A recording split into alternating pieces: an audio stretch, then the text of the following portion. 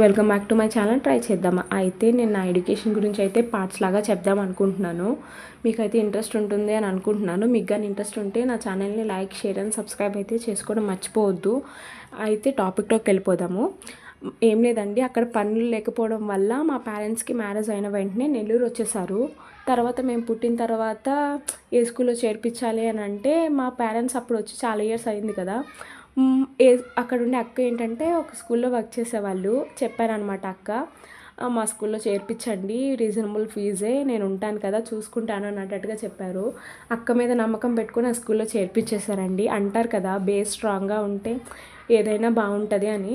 అలానే మాకైతే అది చాలా చిన్న స్కూల్ అయినప్పటికీ ఫీజు అయితే రీజనబుల్గా ఉండేది. అలానే చదువు కూడా బాగా చెప్పేది. తక్కువ స్టూడెంట్స్ ఉండేవాళ్ళము, కానీ అందరినీ పట్టించుకునే వాళ్ళండి తక్కువ ఉండడం వల్ల. అలా మాకు ఎడ్యుకేషన్ అనేది కొంచెం ఇంప్రూవ్ అయింది. మేమైతే ప్లే క్లాస్ నుంచి నా స్టడీస్ అనేది స్టార్ట్ చేశాను. కాకపోతే ఏమైంది అంటే చదువుకునేటప్పుడు మార్నింగ్ 8 గంటలకి అక్క మమ్మల్ని తీసుకెళ్ళే స్కూల్కి, మళ్ళీ నైట్ ఇంటికి 8 గంటలకు పంపించేది. ట్యూషన్ కూడా కూర్చోపెట్టుకునేదండి. అక్క అలా కూర్చోపెట్టుకోవడం వల్ల ఏమో నేను ఇంత దాకా చదువుకోగలిగాను. అంటే బాగా చదువుకోగలిగాను. బట్ కానీ అండి, ఒక విషయం చెప్తున్నా అండి, ఎడ్యుకేషన్ మాత్రమే మనకి హెల్ప్ అవుతుంది.